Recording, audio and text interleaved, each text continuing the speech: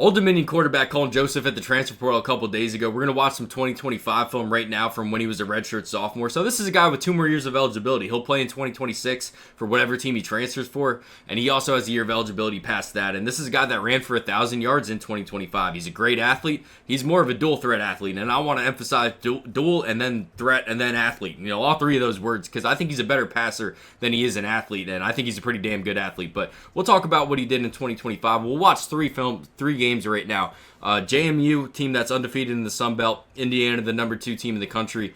Virginia Tech, a team that's pretty interesting because they've actually been linked to targeting Colton Joseph in the transfer portal. But I'm not going to speculate on that. You guys can comment who you think he should go to. This first play, I want to talk about the processing that Colton Joseph has because everything happens so fast. And, you know, there's 2 things that's good for. And a lot of people talk about, oh, you know, he takes a bad sack because he holds the ball too long. You know, that's kind of what people think going through progressions is. And I think that's part of it. But I think with Colton Joseph, at least in the 3 games I watched, the eyes just move so fast across the progressions. It's really hard for the zone defenders to kind of react to his eyes. So just take a look at this linebacker by this JMU logo right now. He's not going to get underneath this slant because Colton Joseph's on his progression to the left, and he's just going to snap to the right and then put it right behind this linebacker's hook to curl drop before he can kind of react to Colton Joseph's head moving to the right. But you see how fast that is?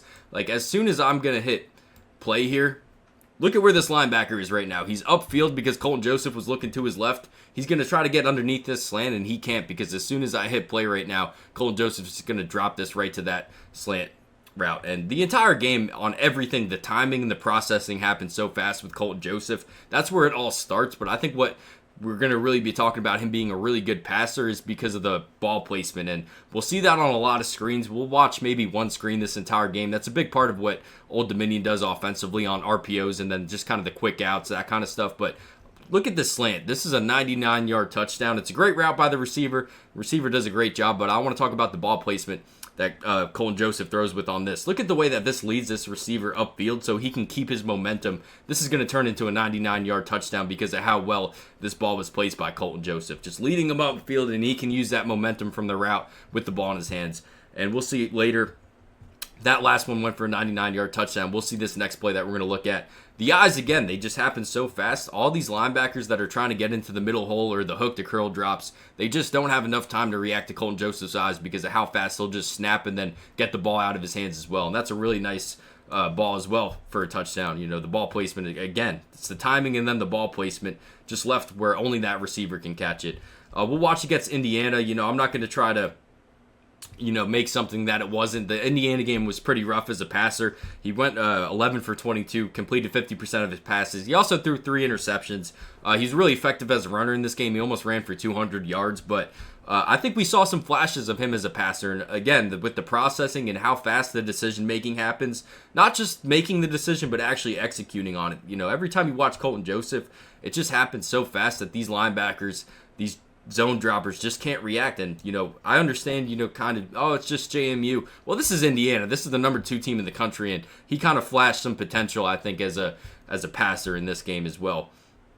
Even though he threw for 99 yards, even though he threw for 3 interceptions, I still think we saw some flashes here because of how fast he makes that decision and then executes it on it. You know, from when Colton Joseph decides to throw the ball to when he actually throws the ball to when the ball gets to the receiver, it all happens in an instant, and that's why he was effective on some of these throws against Indiana. But I like this view right here. You can just watch this linebacker at the 25 or whatever that is, right in front of the ref.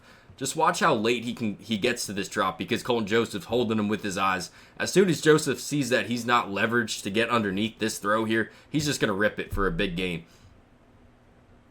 And we'll watch one more real good throw against Indiana here, just dropped in the bucket. You know, same thing. Just the decision happens so fast. He's looking to his left. He's just going to snap his head to the right. As soon as he sees that's open, he's going to execute on it.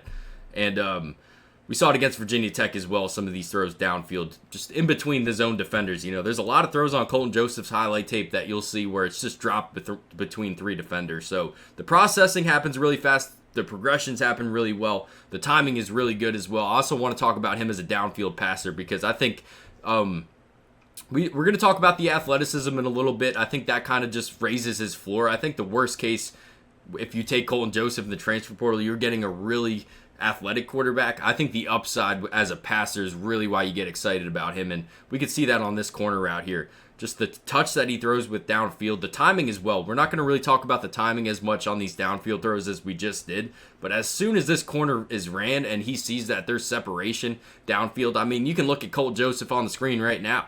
You know, this ball is going to get caught around that number, between the number and the sideline, and the ball's already out when that receiver's at the hash. And the ball placement, again, it's just really easy to catch these throws, I think, from Colton Joseph because of how on the money they are. And we'll talk about the progressions again. Just watch Colton Joseph's head. He's looking to the right. He realizes it's not there. As soon as it's not there, he's going to snap it to the left, and he sees that he's got a touchdown.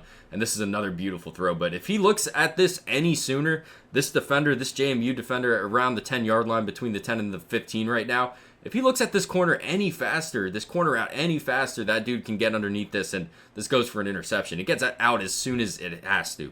And we see that all the time with Colton Joseph, just the timing and the accuracy downfield. He's really accurate consistently. I thought that was a good throw. I put it on because I thought it was a drop. But, you know, I'll watch the 3 games, and I'll say maybe 1 or 2 of these deep shots maybe were bad throws by Colton Joseph. I think he hits them a lot more often than most quarterbacks do. And we'll see some really impressive slot fades in a little bit. Another beautiful throw downfield. I don't know if that got ruled a catch or not, but just going to lead him to the sideline on these fade routes, to the sideline where only the receiver can get it. Really accurate on the run. Also, we're going to see that athleticism in a little bit. We haven't really talked about it, but really, really like what he does off script as well. But this is a slot fade right here. Look at how accurate this throw is into the end zone. That's a really low percentage throw, and we're going to see back-to-back. That first one that we just saw, real accurate. I think this one's even better. Doesn't go for a touchdown, but look at where this ball ends up.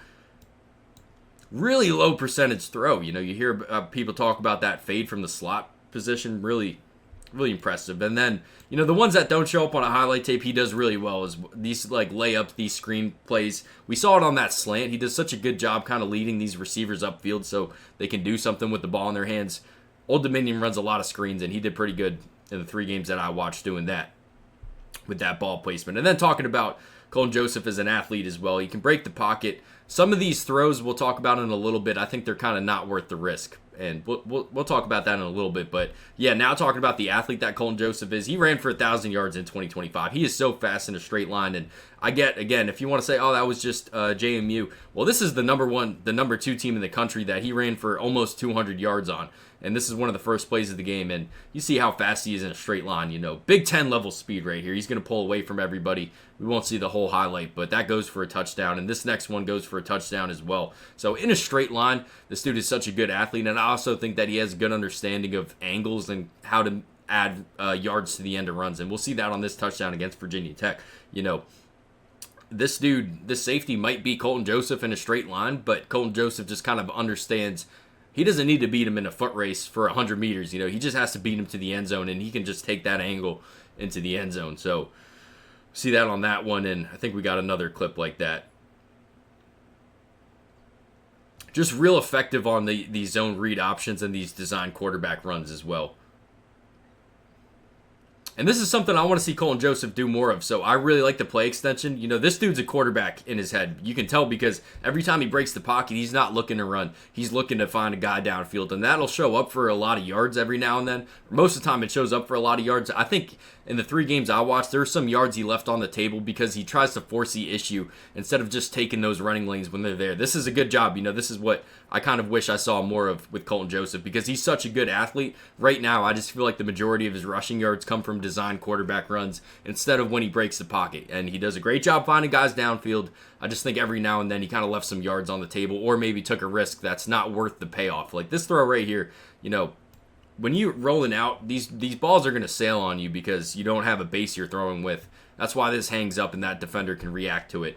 And that one went for an incomplete pass, and we'll actually see this one that goes for a gain. But a lot of times also with the pressure bearing down on him, he just kind of forces the issue too much, and it'll go for some bad throws or some throws that aren't worth the risk, in my opinion, because you know, this one goes for a 2-yard gain, but that's the best possible outcome on this throw is a 2-yard gain, where the worst possible outcome is he takes a shot from this edge defender. He gets hurt. or, this even goes for an interception. That's the worst payoff. I just don't know if that trade-off's really worth the risk. And then, another deal. He does pretty good manipulating the pocket and kind of sliding away from that pressure, but every now and then he'll just take a shot that he doesn't really have to. And, he just gets too greedy. His eyes get downfield, and I think this throw was there if this defender wasn't bearing down on him, but he's going to take this shot as he's throwing, and this goes for an interception. These kind of interceptions, they were kind of few and far between on the entire 3 games I watched. I think this was the only real throw where, honestly, you could even blame the receiver for not coming back to this more aggressively, so I'm not going to get too caught up on that. And every now and then, like we talked about those timing throws where he's throwing between 3 defenders, he does a really good job with the timing and the decision-making on that. Every now and then it'll sail. They're pretty dangerous throws because you got 3 guys just staring at the quarterback. If it's anywhere inaccurate, it's probably going to be intercepted, but not a recurring theme on these with Colton Joseph. This one, probably a good decision, just, wasn't a good throw. The decision was right, the execution wasn't right. But yeah, I really think Colton Joseph's going to be a good college quarterback. He's already a good college quarterback. I think he's going to be very effective, kind of stepping up to the next level of competition. So you guys let me know what you think about him. Any teams that are good fits for him.